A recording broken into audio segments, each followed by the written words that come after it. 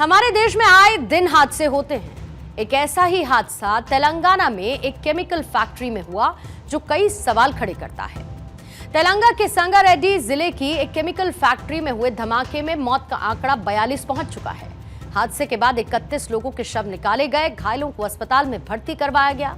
और यह धमाका इतना जोरदार था कि फैक्ट्री में काम करने वाले मजदूर 100 मीटर दूर जाकर गिरे। जो तस्वीरें सामने आई वो विचलित करने वाली तस्वीरें हैं।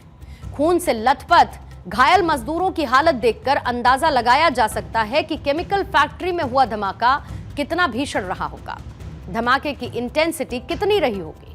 वहीं प्रधानमंत्री मोदी ने नेशनल रिलीफ फंड से मृतक के परिजनों को 2 लाख और घायलों को 50,000 की आर्थिक मदद की घोषणा की। तेलंगाना के सीएम रेवंत रेड्डी ने घटनास्थल का दौरा किया और मृतकों के परिवारों के लिए 1 करोड़ रुपए और गंभीर रूप से घायल लोगों के लिए 10 लाख रुपए के मुआवजे का ऐलान किया है। बताया जा रहा है कि जिस वक्त यह हादसा हुआ, फैक्ट्री में 50 से ज्यादा मजदूर काम कर रहे थे। ब्लास्ट की वजह से फैक्ट्री की एक दीवार भी ध्वस्त हुई है। विस्फोट की वजह से रिएक्टर यूनिट पूरी तरीके से तबाह हो चुका है। और तेलंगाना के जिस सिगाची इंडस्ट्रीज फार्मास्यूटिकल लिमिटेड में यह धमाका हुआ, वो एक भारतीय कंपनी है जो कि दवाइयां बनाती है।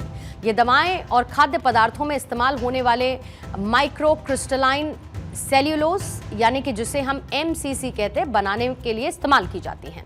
सिगाजी इंडस्ट्रीज का कारोबार भारत समेत 65 देशों में फैला हुआ है और फैक्ट्री में धमाके के बाद मलबे में दबे हुए मजदूरों को निकालने का बचाव कार्य अब भी जारी है। इसके अलावा सिगाची इंडस्ट्रीज की सुरक्षा पर भी गंभीर सवाल उठ रहे हैं। इस मामले को लेकर राष्ट्रीय मानवाधिकार आयोग यानी NHRC में शिकायत भी दर्ज कराई गई है, जिसके बाद कंपनी मैनेजमेंट पर सुरक्षा प्रोटोकॉल का पालन न करने और लापरवाही का आरोप लगा है।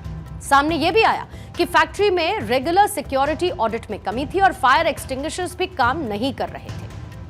तेलंगाना सरकार ने केमिकल फैक्ट्रीज में सुरक्षा ऑडिट का आदेश दिया ताकि भविष्य में ऐसी घटनाओं को रोका जा सके। इसके साथ ही सरकारों और ऐसी फैक्ट्रीज का संचालन करने वाले लोगों को भी मिलकर यह सुनिश्चित करना होगा कि मजदूरों की जान की कीमत भी बहुत मायने रखती है। अभी भी एक तरफ जहां पर सर्च ऑपरेशन किया जा रहा है, यानी कि जो लोग हैं उन्हें रेस्क्यू करने के लिए ढूंढा जा रहा है, और वहीं इस बात की उम्मीद भी की जाती है कि भविष्य में ऐसे हादसे देखने को ना मिले और जो नेग्लिजेंस इस हादसे के दौरान देखने को मिला उसको लेकर भी सख्त एक्शन लिए जाएं।